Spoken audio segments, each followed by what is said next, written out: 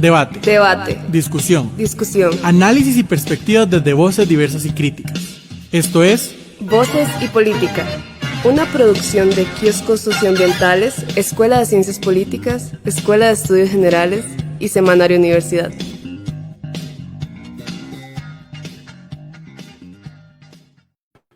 Al ser las 5 de la tarde, le damos la bienvenida a una nueva emisión de Voces y Política desde la 96.7 en FM de Radio Universidad de Costa Rica, de parte de la Escuela de Ciencias Políticas, la Escuela de Estudios Generales y el programa Kioscos Socioambientales. Les saluda Mauricio Álvarez y les invitamos a quedarse en sintonía con nosotros hasta las 6 de la tarde. Agradecemos de antemano el apoyo en control técnico a Sebastián Torres, a Paolo Marín y a Sebastián Segura en la asistencia. Hoy realizaremos un homenaje a las personas asesinadas por defender los derechos humanos a un ambiente sano y ecológicamente equilibrado en Costa Rica. Y es que hace casi 30 años, el 7 de diciembre de 1994, las personas ecologistas Óscar Fallas Baldí, Jaime Bustamante Montaño y María del Mar Cordero Fernández perdieron la vida en un incendio que destruyó la casa donde vivían los dos primeros. Los orígenes del incendio nunca fueron esclarecidos por las autoridades competentes. Tampoco se aclaró el crimen ocurrido 7 meses después, el 14 de julio de 1995, cuando David Maradiaga, compañero de lucha y organización, fue encontrado muerto en el Parque de los Mangos de Barrio Luján, varias semanas después de su desaparición. En ese momento, los 4 eran miembros activos y directivos de la extinta Asociación Ecologista Costarricense AECO y estaban enfrente de una importante campaña contra la transnacional Stone Container. 3 días antes del incendio celebraron una victoria junto a las comunidades del Golfo Dulce en Puerto Jiménez, que luchaba contra la construcción de un muelle industrial para procesar y exportar astillas de melina, que es una especie forestal exótica e invasora en la zona. Esta campaña, que logró su objetivo en menos de 2 años, fue una importante victoria y escuela para el movimiento ecologista costarricense. Durante esta campaña, varios ecologistas recibieron amenazas y sufrieron actos de violencia, como el aflojamiento de las tuercas de las llantas del vehículo de AECO, y tras el incendio del 7 de diciembre comenzaron a llegar llamadas anónimas a la oficina de AECO diciendo: la lista no ha terminado, amenaza que se cumplió meses después con la muerte de David Maradiaga. Pero las personas de AECO no son los únicos ecologistas asesinados en el país. El pasado 18 de noviembre, la Universidad de Costa Rica definió que el 7 de diciembre se realizará actividades para rendir un homenaje a las personas asesinadas por defender el derecho humano a un ambiente sano y ecológicamente equilibrado. Según asegura la iniciativa del Consejo Universitario, la universidad reconoce que a pesar del prestigio internacional de nuestro país por promover la sostenibilidad y la conservación del ambiente, las personas defensoras de derechos humanos ambientales están expuestos a riesgos como amenazas, hostigamiento, persecución, estigmatización, aislamiento social, violencia física o política e incluso la muerte. Finalmente, el Consejo Universitario hace un triste recuento que desde 1975 en Costa Rica se han registrado asesinatos vinculados a disputas ambientales, muchas de las cuales aún siguen impunes. Entre las personas que han perdido su vida por esta causa figuran Olof Nicolás Wenberg, Antonio Suiga Obando en 1990, Olof Wermer en 1975, Óscar Quirós en 1992, Jorge Aguilar en 1992, Óscar Fallas, Jaime Bustamante Montaño, María del Mar Cordero Fernández en 1994, David Maradiaga Cruz en 1995, Kimberly Blackwell en 2011, Jairo Mora Sandoval en 2013, Diego Armando Saborío González en 2014, Sergio Rojas Ortiz en 2019 y Jerry Rivera en 2020. Por todo eso, hoy hablaremos de las actividades de conmemoración en memoria de estos compañeros y la compañera de AECO, y para eso hemos invitado a Jorge Polimeni, quien es profesor aquí en la U y ecologista. Un saludo, Jorge. Hola, buenas tardes. Un gusto estar aquí. Una lástima tener que estar con este tema enfrente.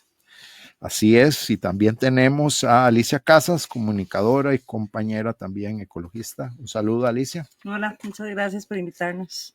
Así es, y les recordamos a ustedes que nos están escuchando desde la 96.7 de Radio Universidad de Costa Rica, y les recordamos además que pueden participar a través de nuestras redes sociales o por medio de llamada telefónica al teléfono 2234-3233 o en los perfiles de Facebook de Radio Universidad o programa Voces y Política.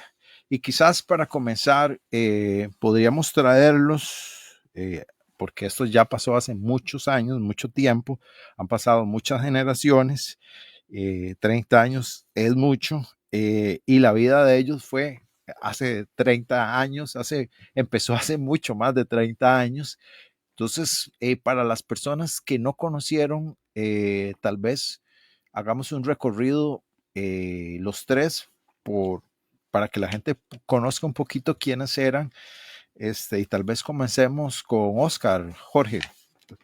Oscar Fallas fue uno de los miembros más importantes, digamos, por los aportes conceptuales que hizo dentro de la Asociación Ecologista. Él casi terminó la carrera de sociología, pero no y filosofía también. Y filosofía también, y no obtuvo ningún título formal. Sin embargo, lo disimulaba muy bien.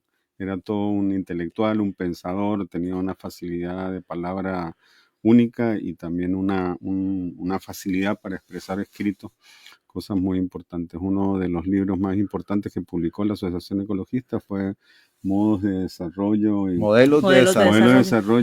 y ajuste estructural y ecologismo en Costa Rica, con un análisis que empezaba desde la colonia hasta esos años 1990, prácticamente el siglo pasado completo. Es como un ensayo de historia ecológica, de lo que llamaríamos historia ecológica y económica, política y ambiental un poco.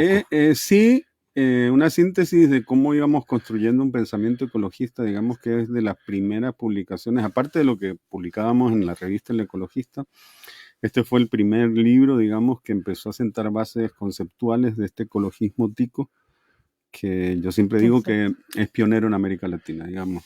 Sí, y tal vez algo que es importante, que yo inclusive en las clases, es un capítulo, es corto, es el principio del habla de cómo nuestro ecologismo, a diferencia de otros ecologismos del primer mundo, se nutre del indigenismo, digamos, y de la relación con pueblos indígenas, ¿verdad? Otros ecologismos se nutren de Europa, de las cosas antinucleares, de movimientos un poco más de países desarrollados, pero nuestra cuna de ecologismo se dio alrededor de esa relación que tienen los pueblos indígenas con el medio ambiente, ¿no? Quizás un superpoder que tiene nuestro pensamiento ecologista radica precisamente en eso. No podemos caer en la visión de que este país tiene 200 años. Digamos que la nación Costa Rica tiene 200 años, pero la ocupación de este territorio fue mucho antes. Desarrollamos aquí en América Latina grandes civilizaciones que fueron aplastadas y destruidas, pero no tiene por qué desaparecer de nosotros pues la concepción de naturaleza que tuvieron, las formas de ejercer una relación con la naturaleza y las cosmogonías que cada uno de estos grupos desarrollaron. Jorge, ¿vos puedes contar un poco la relación que tenía personal, las amistades que tenía Oscar con todo el liderazgo indígena? Todas o sea, para los 500 años, aquellas cosas que... Oscar, encuentros que a mí me tocó colaborar un ratito con Oscar. Él estaba dirigiendo un programa de trabajo con indígenas noes en el Pacífico Sur costarricense, con la Asociación Cristiana de Jóvenes, precisamente.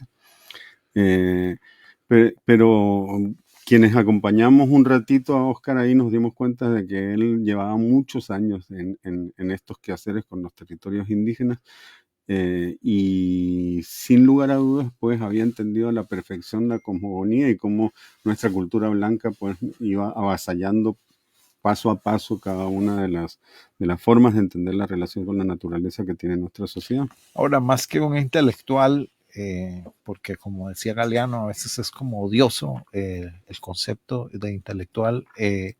Era un hacedor, digamos, porque una cosa es pensarlo y otra cosa muy diferente es hacer lo que uno piensa, ¿verdad? Son dos actos, ¿verdad? Muy diferentes, y Oscar tenía un liderazgo de hacer creer a gente, ¿verdad? De tener una capacidad de llevar gente, ¿verdad? Hacia un punto que eso no es un poder que necesariamente tengan los intelectuales.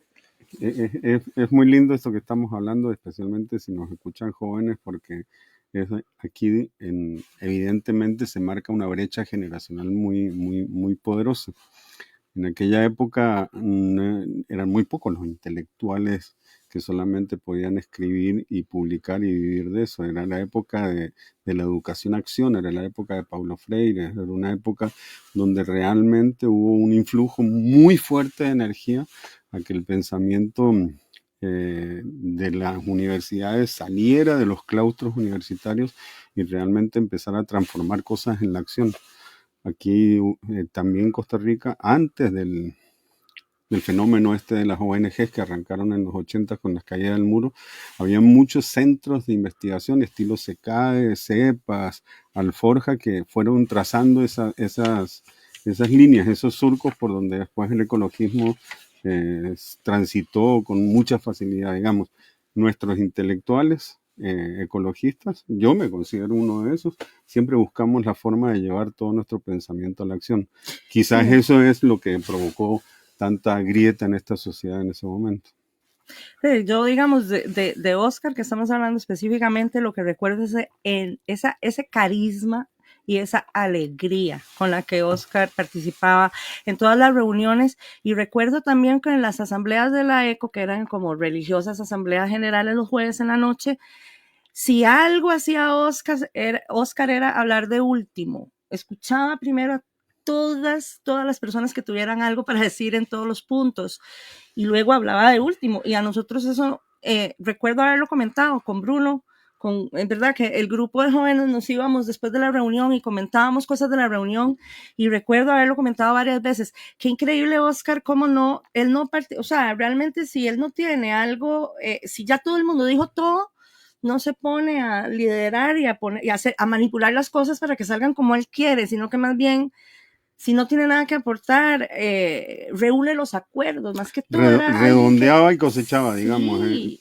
traía a la mesa. Era un liderazgo que no imponía, sino que más bien generaba un encuentro y acuerdos colectivos casi como por naturaleza, tenía esa capacidad. Ahora, él tenía una frase que lo resume y que es la frase con que lo vamos a celebrar, por lo menos la parte más artística, es soñando y empujando, que es un poco ese resumen, un poco entre el pensamiento y la acción. Sí soñamos, pero hacemos. Empujemos, porque soñando no logramos nada. Sí, eso resume bien, y también resume bien algo que dijo Helio Gallardo en algún momento de Oscar, porque él fue su profesor y dijo, un tipo brillante, ¿verdad? Dijo de Oscar, yo creo, dice, él salió de la universidad para matricularse en la causa de los pueblos centroamericanos, y él lo resumió muy bien, ¿verdad? En ese concepto de que mucha gente salió, digamos, de la universidad precisamente buscando el incidir más en la sociedad, ¿verdad? No solamente estudiar los fenómenos de la sociedad, sino transformarla, ¿verdad? Que de alguna forma se supone que las universidades deberíamos estar haciendo eso, pero a veces eso queda bastante relegado en la dinámica propia de las universidades, ¿no? Corrían los 80, en finales de los 80 estamos hablando, era la época en que cayó el muro, era la época en que empezábamos a construir, empezaban a surgir nuevos actores sociales, el movimiento feminista, el movimiento ecologista, el movimiento campesino, que hasta ahí había sido cooptado más bien por UPA Nacional, una organización más política que campesina, y el propio movimiento indigenista. Estábamos arrancando un periodo de gobierno donde el presidente de esta república declaró en 1992 que en Costa Rica no había indígenas. Sí. O sea, era otro país. Sí, además él pudo leer que venía una nueva ola de movimientos sociales, porque él fue un militante de izquierda, pero que renegó finalmente de las prácticas de la izquierda y de todo lo que conocemos, de todo lo que podemos cuestionar a la izquierda, y sabía que era el momento de otros movimientos sociales, ¿verdad? El feminismo, el trabajo en los barrios, el ecologismo, el movimiento campesino más independiente, o sea, que él además tenía claro de que ya no eran los viejos esquemas los que iban a funcionar, sino que iba a funcionar un nuevo tipo de organización social y de movimientos sociales. Y voy a dar vuelta a la torta. En este momento me voy a poner de conductor. Permiso, Mauricio.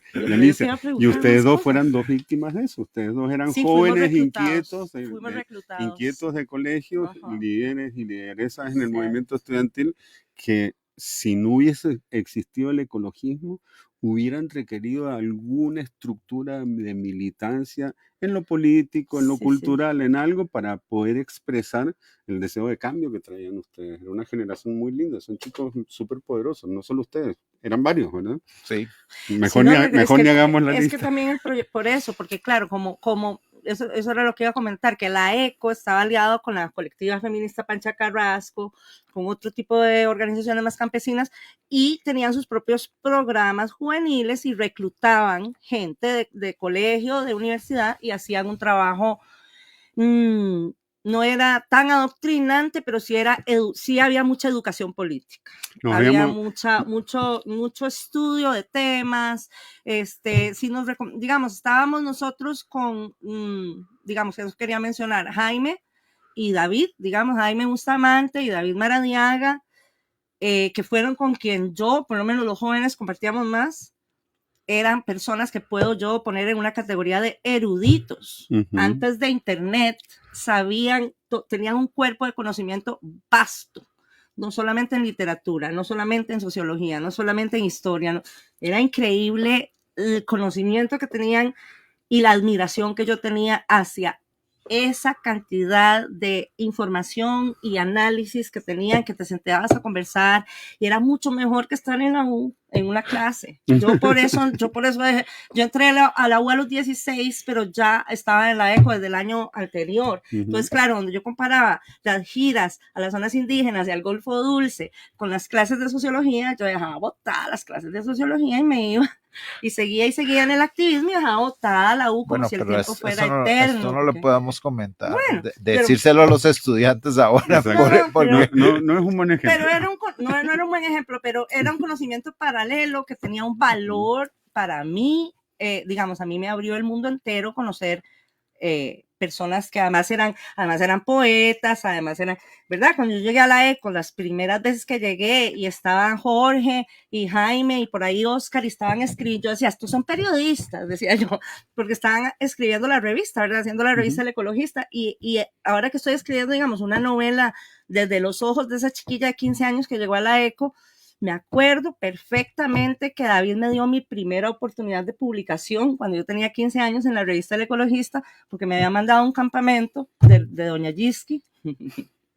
Me mandaron a ese campamento y David me dijo, escribí un artículo y lo publicamos en El Ecologista.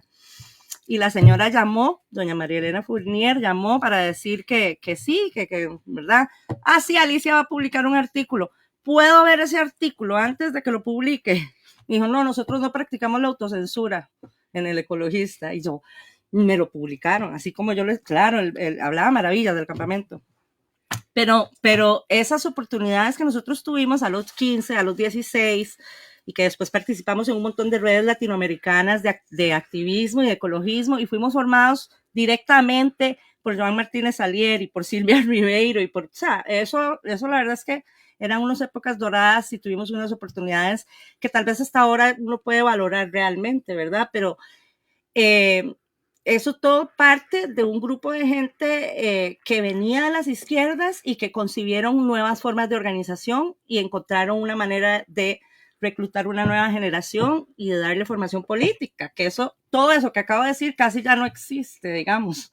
Los partidos tienen crisis de formación política, las ONGs han desaparecido y entonces los movimientos sí existen, pero digamos, son esporádicos relativamente, ¿verdad? Pero la ECO tenía un proyecto político que uno puede decir, era un proyecto sólido, era un proyecto basado en experiencias, basado en formación y construido por gente que tenía esas características que realmente, no sé, no quiero dejar, ahorita tengo que mencionar a María, que María, tengo que decir lo más importante de todo, que era una persona con una conciencia clarísima desde súper joven y que desde que tenía 12 años se había ido a alfabetizar a Nicaragua, ¿verdad? Que chico, el papá se lo permitió porque el discurso, las razones que ella dio para irse de alfabetizadora a Nicaragua eran tan sólidas que dijo, ella sabe lo que está haciendo, voy a confiar en ella y voy a dejarla ir. A los 12 años se fue de alfabetizadora. Esa es María del Mar Cordero, que murió a los 27 años en ese incendio, el 7 de diciembre, y de ahí en adelante todo lo otro que era, ¿verdad, María? Que no la quiero tampoco dejar. Sí, algo importante de María. María salió en el 92 aquí de la Universidad de Economía Agrícola, hizo su tesis en Ostional con mujeres y trabajó en realidad con muchos grupos de mujeres y ahí fue como un proceso de formación. Paralelamente ella estuvo en FECON y en AECO y además... Ella lideraba FECON, sí. era directora ejecutiva de FECON. Y además, porque sus papás, ¿verdad? Estuvieron en muchos países en la región. Ella estudió, digamos, en Cuba, en Nicaragua, estuvo en México, en Venezuela. En realidad, también un común denominador de las 4 personas de AECO que eran latinoamericanistas, centroamericanistas al menos, ¿verdad? Por gravedad, pero además tenían esa conciencia. Además, María era una persona siempre con una luz muy rebelde, ¿verdad? Y yo me acuerdo de ella, de sus reflexiones, de su alegría, ¿verdad? Que era también una forma de convocar. Y también hay que decirlo que María era la pareja en ese momento de Oscar Fallas y estaban haciendo como vida juntos, digamos, de pareja en ese momento. No sé si hay algo más de María que quisieran.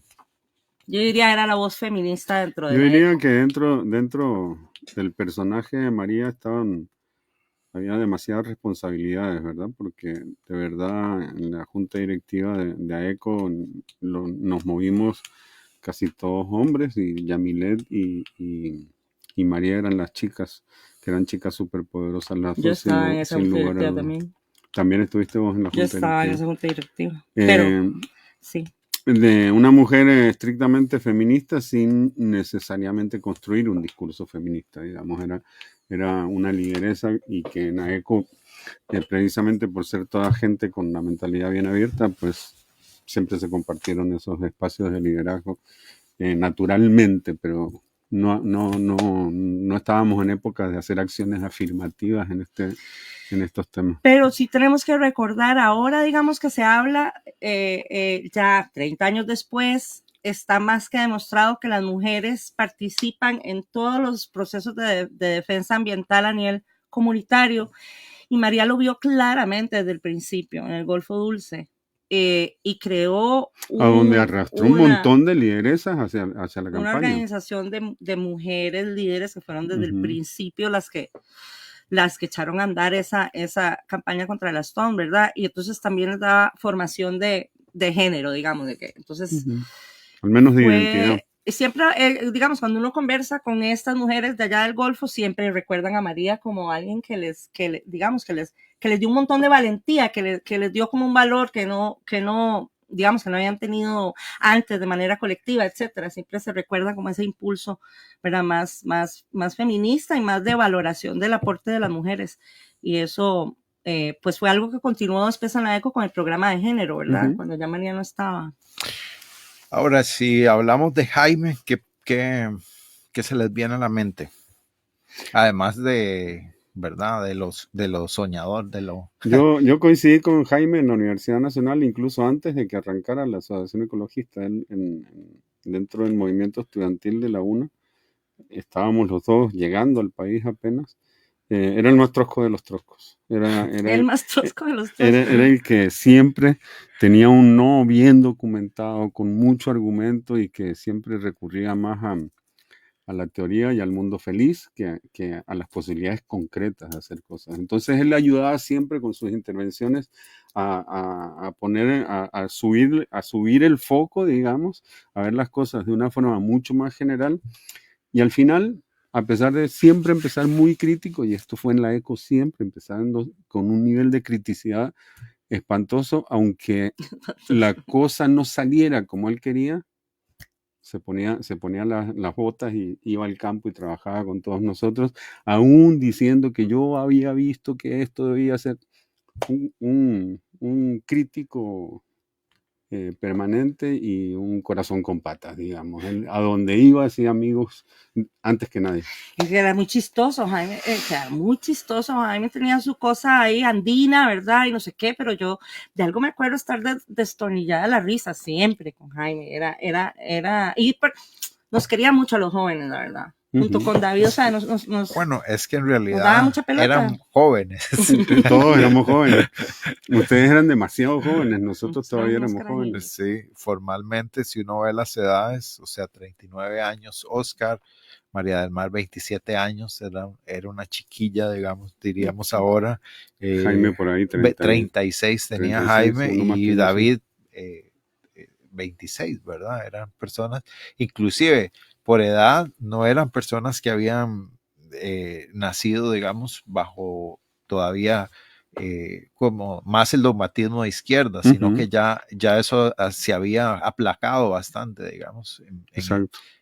O sea, no vivieron tanto los procesos estos de izquierda, que siempre fue una crítica que se le hace bueno, se le hacía a ECO, pero se le hacía a todos los ecologismos, ¿verdad? Que era un comunismo reciclado. Si supieran en realidad... Los sandíanos. Sí, exacto. Si supieran que en realidad la mayoría de gente que llegó al ecologismo, sí, pudo haber pasado por la izquierda, pero renegaba muchísimo de todas las prácticas de izquierda y de todas las mañas, y la mayoría, digamos, pues seguimos siendo apolíticos en términos de partidos políticos, no nos cautiva la izquierda, digámoslo así. Y cada vez que pasa más el tiempo, uno va notando que es mucho más marcado a través del tiempo la distancia que se crea entre el pensamiento ecologista y la práctica ecologista y los partidos políticos, digamos.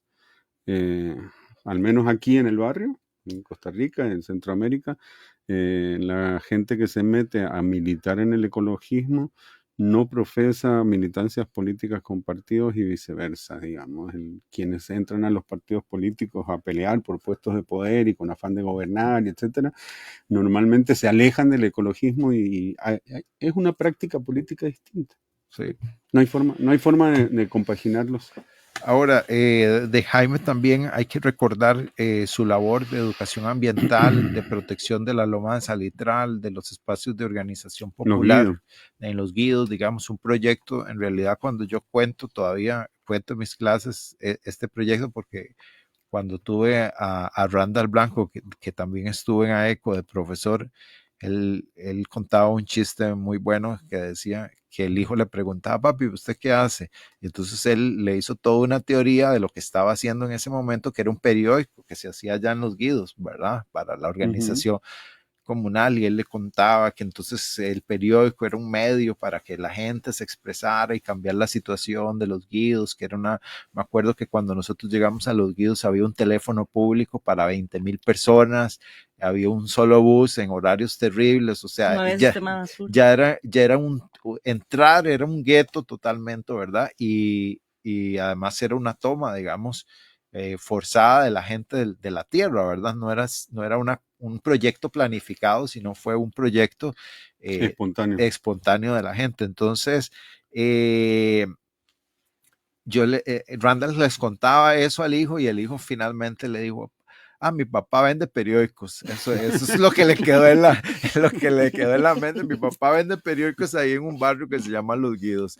Pero en realidad es un proyecto visionario en términos de ecología urbana, que 30 años después yo no conozco un proyecto no hemos tenido que se plantee el hecho de tener huertas urbanas, Exacto. saboneras, de llevar educación ambiental, organización comunitaria, Caminatas a la montaña, cine, En precarios. en precarios. Bueno, sí, en comunidades Ujú. vulnerabilizadas, diríamos ahora, porque No, en precarios, O en marginadas. esa precarios época, ya es en esa época, políticamente incorrecto. Se sí, llamaba pero en esa precarismo época y eran precarios. precarios Sí. y la gente era caracterizada como precarista, es decir, ahí todos éramos ilegales, los que entrábamos y los que venían, todo era ilegal. Sí, bueno, eso me recuerda a una discusión que tuvimos aquí en la U cuando Kioscos Ujú. empezó a trabajar con gente que tomaba tierra. Eso nos decían, ustedes van a trabajar con precaristas. Y Exacto. nosotros, sí, claro, o sea, es la gente que más necesita el apoyo de la universidad, de consolidar, de tener Exacto. derechos, de tener los mismos servicios que todos los costarricenses, Es ¿verdad? que también cuando la ECO se metió ahí y trabajó con todos los grupos vivos, ¿verdad? ¿Se acuerdan? O sea, una de las pocas organizaciones, digamos, que hubo, eran los comités populares de salud, que ahí Exacto. era donde trabajaba, digamos, Jaime no tenía su propia organización, o sea, la ECO se metió, ¿verdad? Pero lo que hizo fue aliarse con los comités populares de salud, con la escuela, para poder hacer un grupo de niños, de huertas escolares, etcétera, y entonces tenían como campañas de limpieza, porque no había recolección de basura, por ejemplo. Fue uno de los grandes logros del Comité Popular de Salud, lograr que la municipalidad mandara los Temprano. camiones de basura. Sí, Entonces, porque había problemas entonces de salud comunitaria. sí, de ¿verdad? aguas servidas. Me acuerdo yo que los Ujú. caños No iban había- por la calle. No y- habían caños, Sí. simplemente en las aguas negras con shit caminaban por la calle.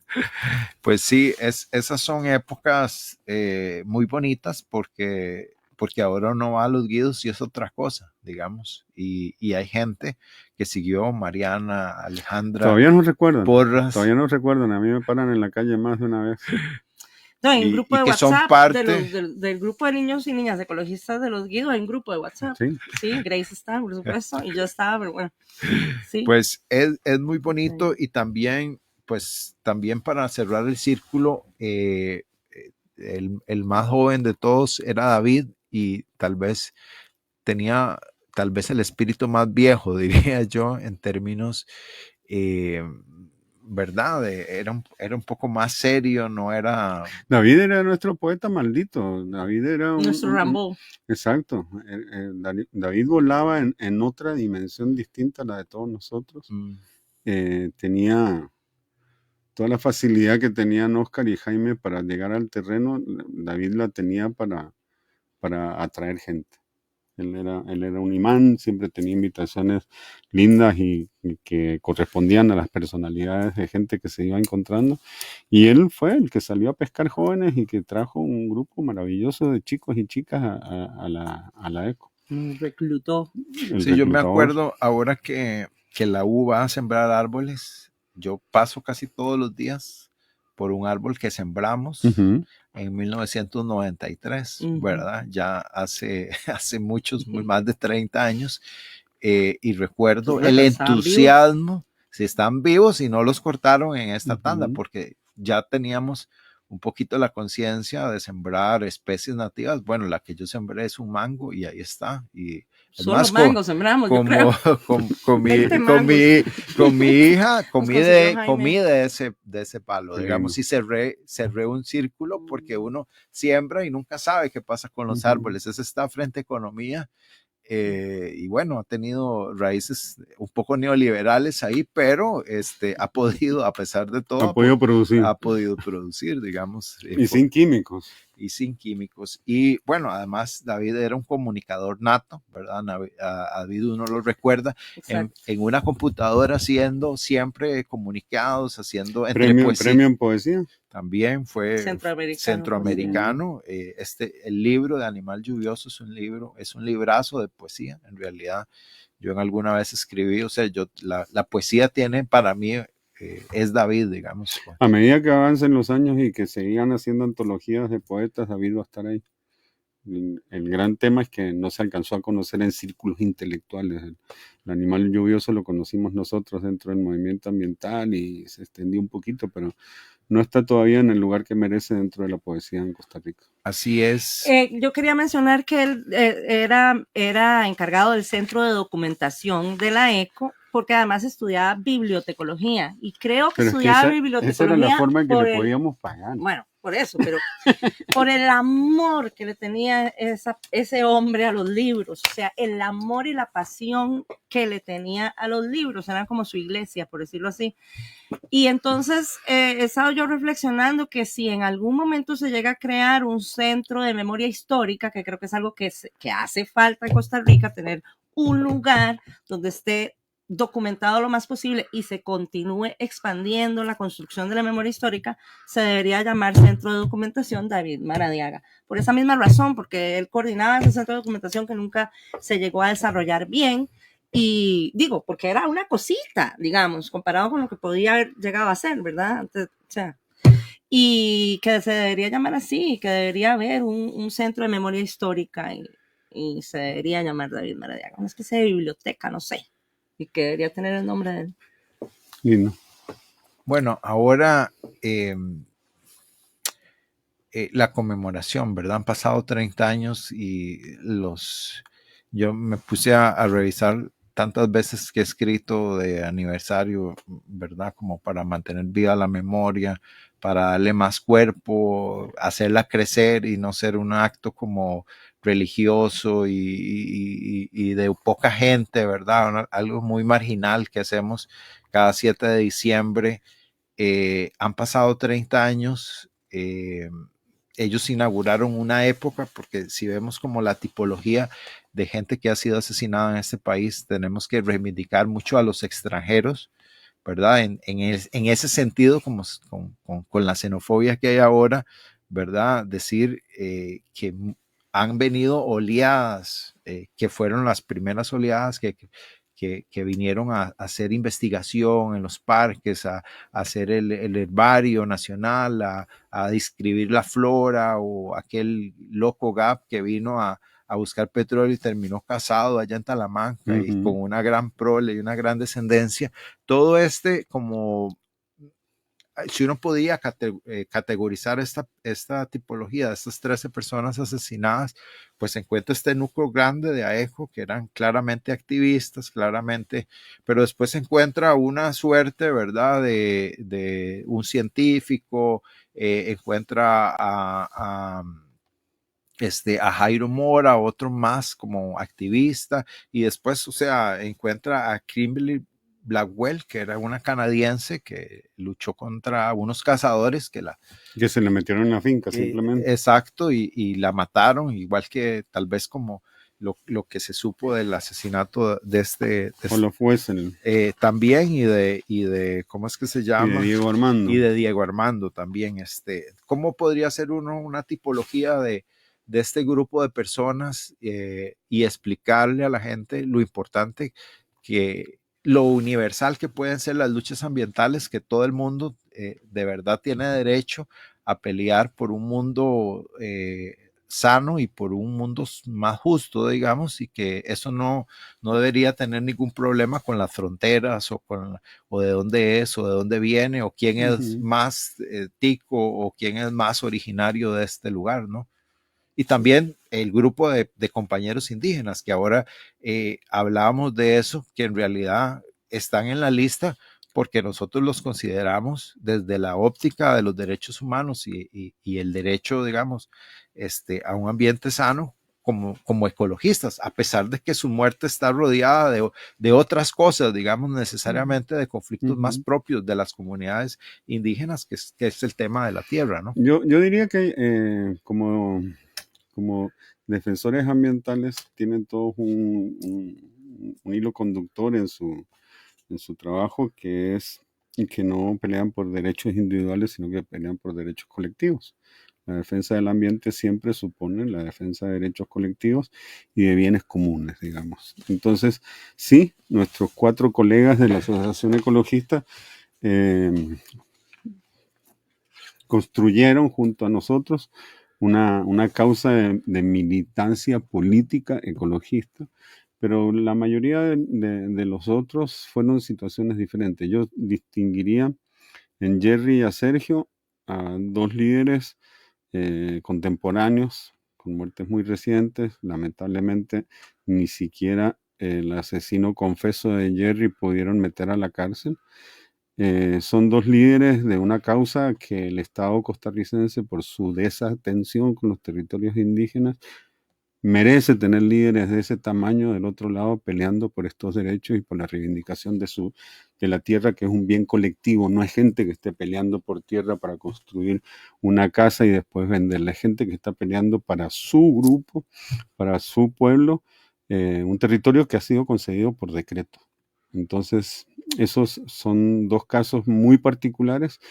Hay una predominancia en la lista de 13 muertos de gente que ha defendido dentro de sus fincas a la fauna, que ellos evidentemente han hecho algún sacrificio para dejar un espacio de la finca sin producir para que haya ahí fauna silvestre y que se encuentra con gente que se practica la cacería, algo que está prohibido a nivel nacional, que es muy difícil que alguien pueda andar armado en una finca ajena.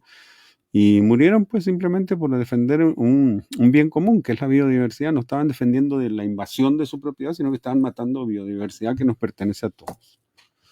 Bueno, pero igual, aunque tengan diferentes categorías, históricamente el Estado tiene una deuda con los derechos humanos, con los derechos de los defensores ambientales, con digamos, ni que hablar de este gobierno que de por sí tiene de última prioridad el tema ambiental, pero tanto que se van a Gloria, Costa Rica, bla, bla, bla, bla, y el Estado sigue teniendo una deuda enorme, digamos, en darle ese lugar histórico a estas muertes y en hacer un reconocimiento de que esto ha sucedido. Esto es algo que nosotros estamos planteando una vez al año, ¿no? Pero es algo que por lo que el Estado no ha respondido ni siquiera reconocerlo históricamente que esto estuvo ahí. Esa desprotección ha estado ahí. Yo creo, Alicia, que es innegable que cada vez más hay más conciencia ambiental en este país, que desde chiquiticos ya innegablemente los niños tienen una relación diferente con los residuos en la casa y a partir de ahí empiezan procesos de transformación que son profundos.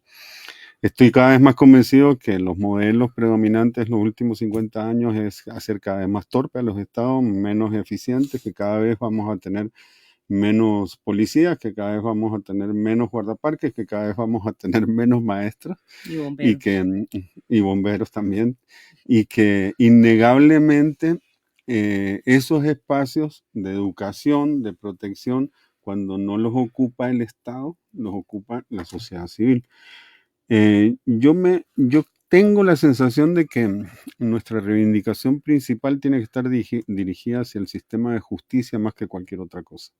Porque lo que ha sucedido, y hoy lo comentaba con Mauricio al almuerzo, es que nosotros fuimos quienes inauguramos en la práctica esta categoría tan espantosa de ajuste de cuentas que se utiliza ahora para explicar la muerte de los narcos, pero en esos años, siempre que murió algún ambientalista, el vacío que había en la comunicación era que no se podía decir exactamente por qué lo mataron. Entonces, al final, se asumió siempre que el ecologista o el ambientalista, Jairo, para el año 2013, era un sapo que estaba donde no tenía que estar, que son los ambientalistas que están haciendo alguna tarea de protección.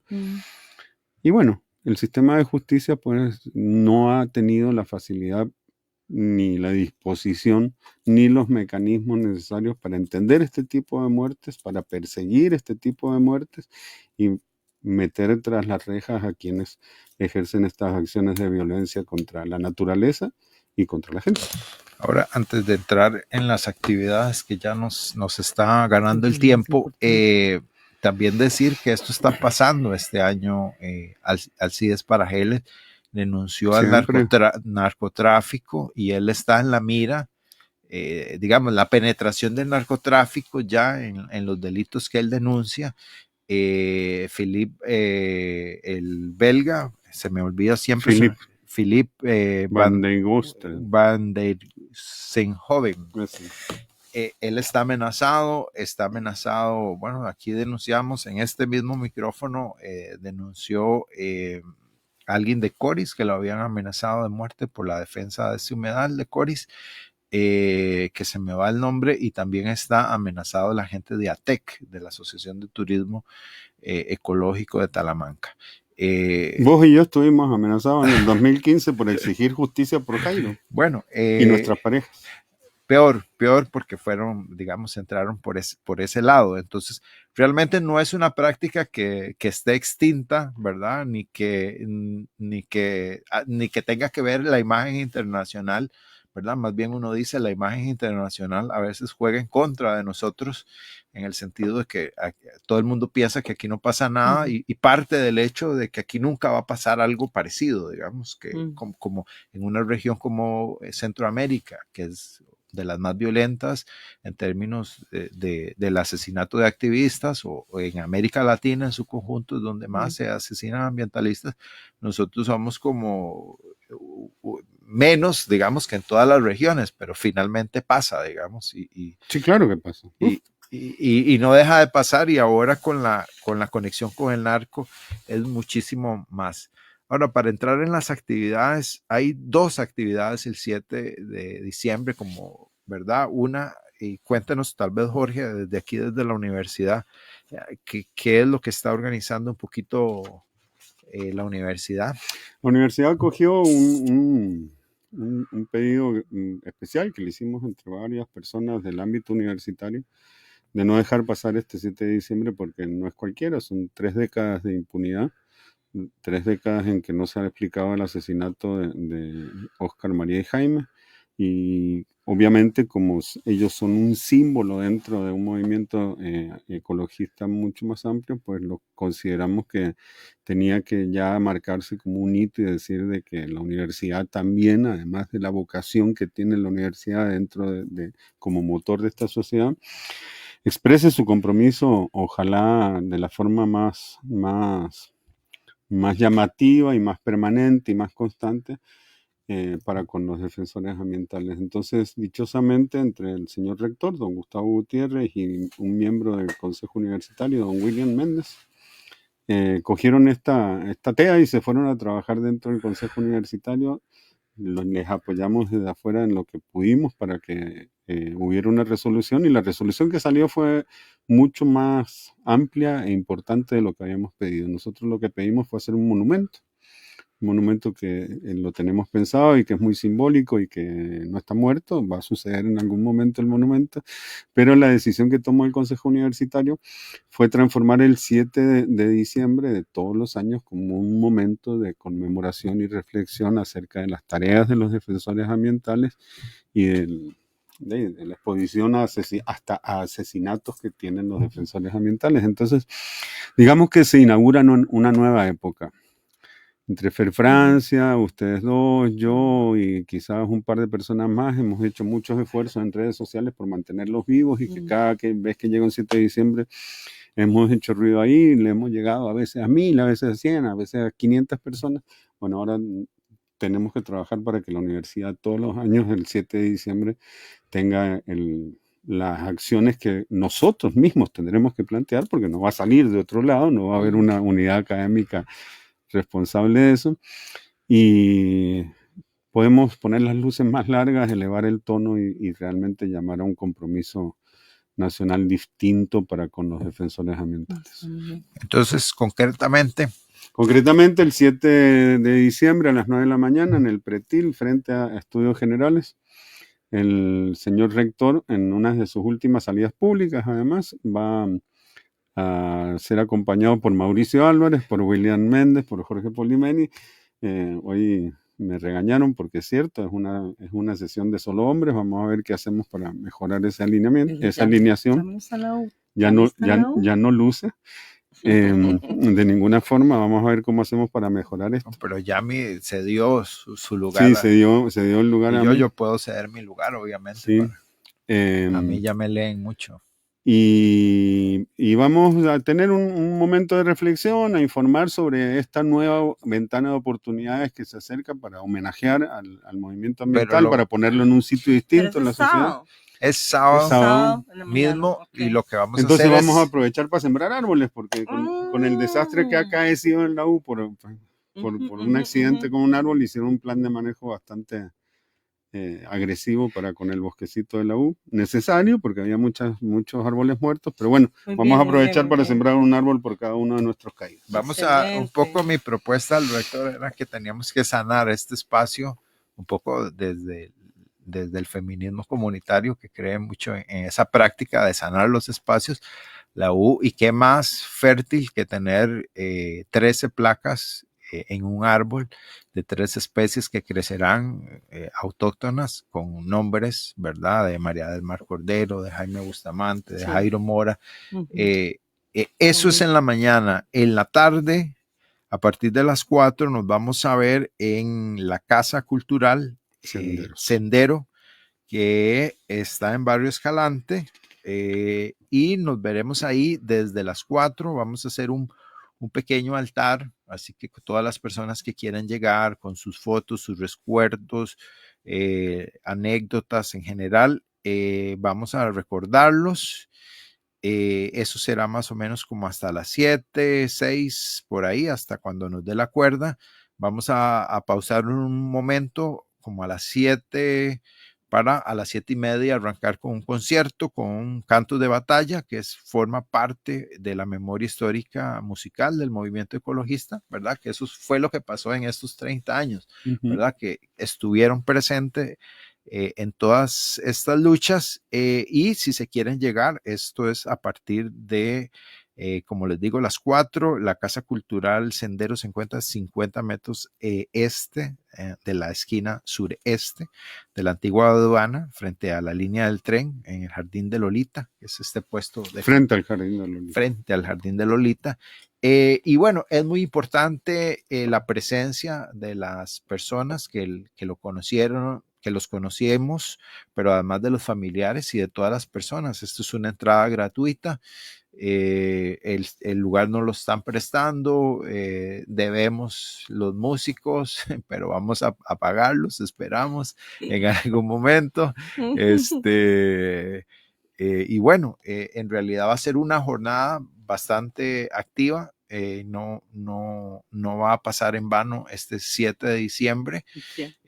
Creo que es ese momento donde podemos el próximo año que la U acuerpe a todas estas personas, a Alcides Parajeles, a Filip, a mucha gente que está recibiendo, a los compañeros de ATEC que están recibiendo amenazas de muerte, y que la U pueda premiar y reconocer un poco el trabajo que están haciendo la gente, porque bueno, de alguna forma nosotros tenemos algo de protección, independientemente de que no es una situación que uno busque o no, sino pero la gente que está dando las luchas en las comunidades está desprotegida, está sola, ¿verdad? En muchos casos ya no hay ONGs que acompañen, ya no hay grandes estructuras de derechos humanos, si es que alguna vez las hubo, y la gente está casi a la libre, ¿verdad? Con un amor incondicional hacia la naturaleza, hacia sus fincas, sus espacios, sus áreas protegidas, etcétera, pero con una gran soledad, ¿verdad? Entonces yo creo que es muy importante que la gente sienta este acompañamiento, que sienta que la universidad, aunque sea de esta manera, pueda reconocer no solamente los que murieron, sino para que en realidad este trabajo sirva para que nunca más vuelva a suceder un acto de estos, y que si sucede nos tengamos que tirar a la calle como hicimos con Jairo Mora y llegar hasta quitar un ministro, o quitar 2, o quitar después un magistrado, un fiscal, lo que sea, pero que no pase en vano, y que no tengamos que la sociedad tener que luchar como locos porque el sistema funcione y que no sea impune, ¿verdad? Yo intuyo que esta decisión de la universidad, para que sea como el Día Nacional de los defensores ambientales, esta decisión de la universidad llama mucho a la acción, digamos. Simplemente pues nos queda a nosotros entender que nosotros tenemos que ser el motor y la gasolina de esa acción dentro de la universidad, y en la medida en que sigamos enfrentando este tipo de atropellos contra la humanidad con los defensores ambientales, la universidad ya no podrá sumarlo al festejo del 7, sino que tendrá que tener una acción mucho más propositiva y denunciante en relación a esto. Sí, bueno, les agradecemos también. Saludamos a Fabián y Pacheco y su banda de cantos de batalla que están ensayando así que van a llegar con las canciones afinadas y ensayadas para que sepan que va a haber un buen concierto en ese sentido. Y ya saben, nos vemos el sábado, todas las personas que quieran pues conocer más de las luchas ambientales y de los defensores de Óscar, María y Jaime. Y este fue nuestro pequeño homenaje que les hicimos hoy. Esperamos un minuto, Jorge. Sí, 30 segundos. Yo creo que es muy importante expresar públicamente el agradecimiento a los 13 miembros del Consejo Universitario, porque independientemente de las diferencias que existen allá adentro como líderes y lideresas del sistema administrativo de la U, votaron todos a favor de que esto sucediera, de que tuviéramos una fecha para homenajear a los muertos ambientales. Entonces, mi agradecimiento personal, y me tomo el atrevimiento a nombre del movimiento ecologista también de agradecerles mucho este gesto de solidaridad. Así es, les damos las gracias a los compañeros. Los invitamos hoy, pero hoy está oficialmente el discurso final del rector, entonces como es un acto oficial, la mayoría está en funciones propias de su cargo, así que no nos pudieron acompañar, por lo menos don William, que era una de las personas más entusiastas. Así es, nos vamos y hasta de hoy en 8 en otro espacio de Voces y Política, y hasta entonces. Debate. Debate. Discusión. Discusión. Análisis y perspectivas desde voces diversas y críticas.